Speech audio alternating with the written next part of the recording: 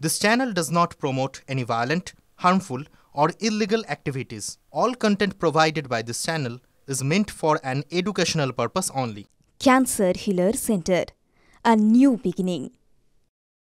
দলের জেলা সভাপতি তোলাবাজ কয়লা বালি মাফিয়াদের সঙ্গে আঁতাত রয়েছে এই অভিযোগ জামুরিয়ার বিজেপি নেতৃত্বের। বিজেপির আসানসোল সাংগঠনিক জেলা সভাপতি বাপ্পা চট্টোপাধ্যায়ের বিরুদ্ধে দুর্নীতি এবং তোলাবাজির অভিযোগ তুলে শীর্ষ নেতৃত্বকে চিঠি জামুরিয়ার বিজেপি নেতৃত্বের একাংশের। রাজ্য এবং কেন্দ্রীয় নেতৃত্বের কাছে চিঠি পাঠানো হয়েছে জানিয়েছেন অগ্নিমিত্রা পাল। আর এদিকে পাল্টা বিজেপির জেলা সভাপতির দাবি, তিনি পদে আসার পর যাদের দুর্নীতির দোকান বন্ধ করে দিয়েছিলেন তারাই তৃণমূলকে সঙ্গে নিয়ে এই সব কাজ করছে।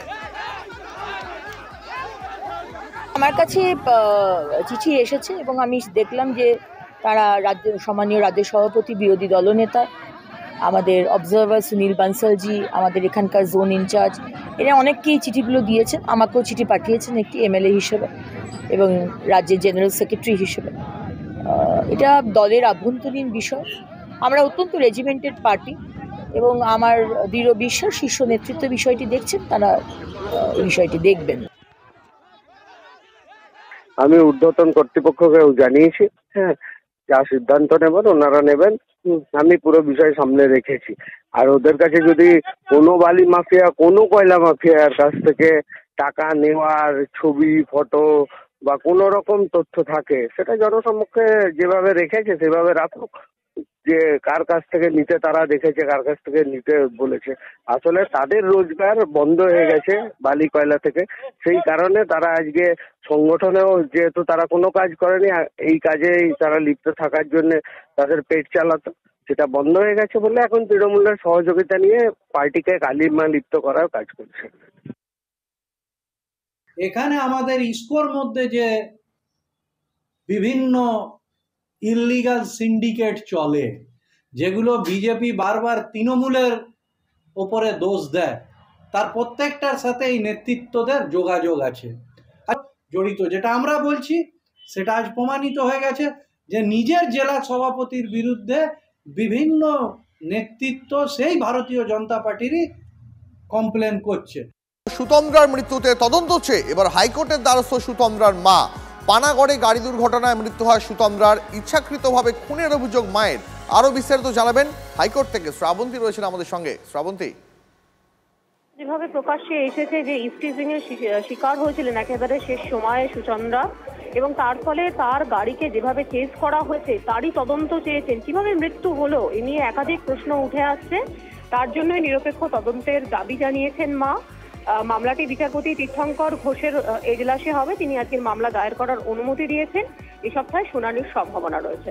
বেশ শ্রাবন্তী, অনেক ধন্যবাদ তোমায়। পরে খবরে নজর রাখবো। আবারও রাজ্যে নাবালিকাকে ধর্ষণের অভিযোগ।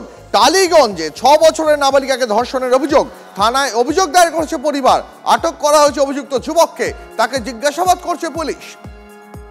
এই মুহূর্তে জানিয়ে রাখলাম আপনাদের আরো একবার, ফের রাজ্যে নাবালিকা ধর্ষণের অভিযোগ। টালিগঞ্জে 6 বছরের নাবালিকাকে ধর্ষণের অভিযোগ।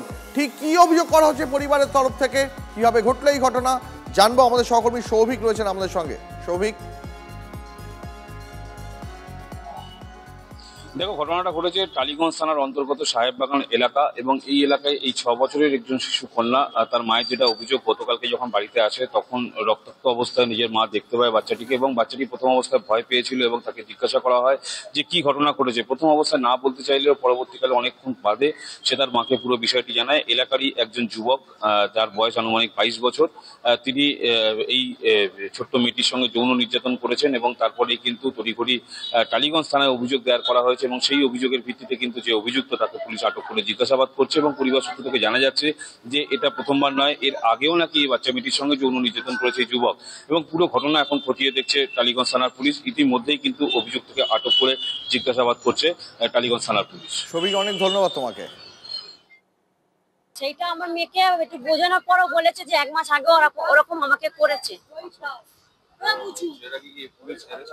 অ্যারেস্ট করেছে, কোনো স্টেটমেন্ট নেয়নি এখন। অভিযোগ তো করেছি, এই তো টালিগঞ্জ থানা। কে ছোট কে বড়, এই ঘটনা যে ঘটাতে পারে তার শাস্তি চাই, এটা হচ্ছে আমার শেষ কথা। এবং 2 নম্বর হচ্ছে একটা 7 বছরের পাখির মতো এইটুকু শিশুর ওপর এরকম একটা নারকীয় অত্যাচার, মানে এতে আবার ছোট বড় কি আমি জানি না, আইন কি বলবে।